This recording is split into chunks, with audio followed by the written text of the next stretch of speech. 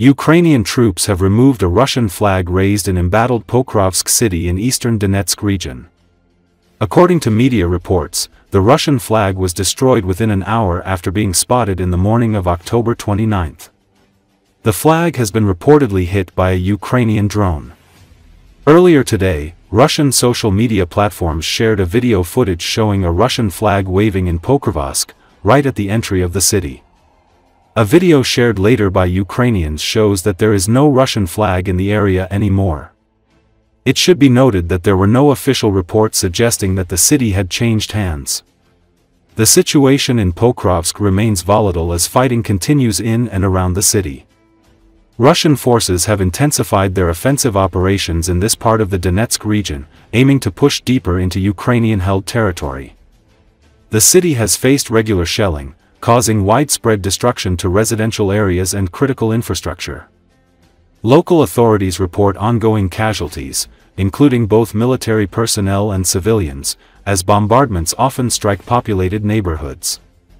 On October 24, Ukrainian media, citing officers from 2 brigades, reported that there were currently at least 250 Russian troops in Pokrovsk, who are engaging in gunfights and shooting at Ukrainian soldiers in positions, including drone operators. The Institute for the Study of War, ISW, wrote that Russian troops advanced in the central and western parts of Pokrovsk and took positions along the railroad.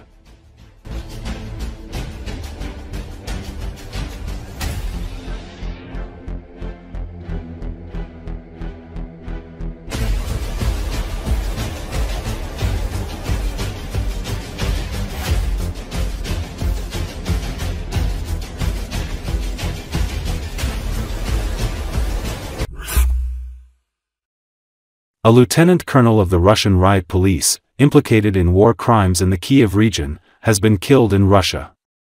The main intelligence directorate of the Ministry of Defense reported this.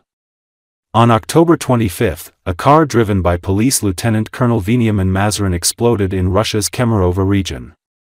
Police Lieutenant Colonel Mazurin, born in 1980, served in the OMO and Obereg Special Forces unit of the Rosgvardia Directorate for the Kemerovo region. Obereg is one of many Rosgvardia units implicated in war crimes and the genocide of Ukrainians in the Kiev region, committed by the occupying army during Russia's full-scale invasion of Ukraine in February-March 2022. Based on the collected evidence and eyewitness accounts, the Prosecutor General's office opened criminal proceedings against the unit's military personnel, specifically for violations of the laws and customs of war. Based on the collected evidence and eyewitness accounts, the Prosecutor General's office opened criminal proceedings against the unit's military personnel, specifically for violations of the laws and customs of war. Back in April 2022, Ukrainian military intelligence identified the names of war criminals from the Obereg organization and planned measures aimed at ensuring the fair punishment of those on the list. Recently, Ukrainian agents have assassinated a Russian lieutenant colonel and 2 other Russian personnel in Russia's North Caucasus region, deep behind the front lines of the conflict between the 2 countries, Ukraine's military intelligence agency has said. Ukraine's main intelligence directorate released details of the alleged strike, saying it took place near the village of Tambukin in Russia's Stavropol region on Saturday, more than 500 kilometers from the border with Ukraine, in cooperation with a group identified only as the Caucasus Liberation Movement. According to HUR, the blast killed the unnamed lieutenant colonel, who allegedly commanded a Russian Special Forces unit called Avangard, along with his driver and an assistant to the officer.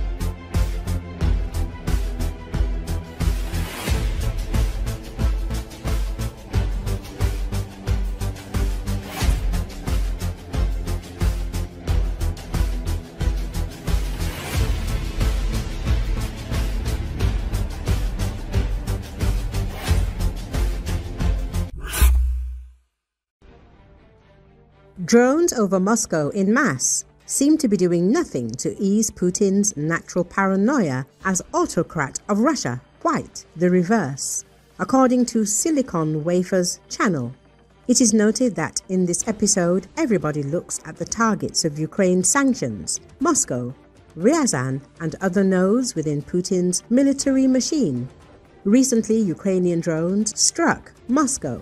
One dramatic image showed a mobile air defense outside the Kremlin itself. There have been drone attacks on the Russian capital before, but this is different. Russian commanders are marshalling forces to defend the city against a sustained onslaught. It looks like the drone siege of Moscow is beginning for real, according to Forbes.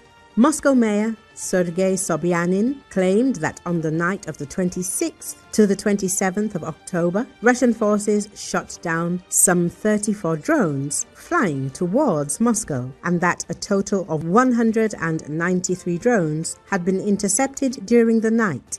Russian officials invariably claim that 100% of incoming drones are shot down and that any damage on the ground is caused by falling debris. This is claimed even in cases where undamaged drones are filmed scoring direct hits on oil refineries. According to Forbes, it was obvious that from the start of the war that Russian air defenses were leaky and not well suited to tackling small drones. In theory, Moscow is one of the best defended cities in the world, with a double ring of silos housing interceptor missiles. But although these can stop a ballistic missile, they are not designed to detect, track, and engage small, slow-moving drones like the Luty and Firepoint FP1 drones that Ukraine launches on a nightly basis. The first 8 drones attacked Moscow in May 2023, shocking Muscovites who had been assured that the war would not come to them. This was more in the nature of a wake-up call than a serious attack, and Ukraine focused on other targets until more than a year later in August 2024, when the Russians claimed to shoot down a raid of 11 drones. Since then, the attacks have become more frequent, hitting every 2 months this year in March, May, July, and September. The March raid involved some 91 drones. Now Ukraine is ramping up drone production with the goal of producing 30,000 long-range strike drones this year. Makers Firepoint are already producing 100 FP1 drones per day on their own, and there are many others involved in the campaign. H.I. Sutton has listed 24 varieties, and these are only the types that are known. Meanwhile, after a delay due to technical issues, Ukrainian's Flamingo cruise missile is in production, with deliveries expected in the next few weeks.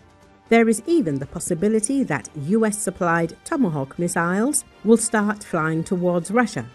Forbes recalls, all of this is also fueling feelings of paranoia in Putin. All this causes Putin to experience paranoia.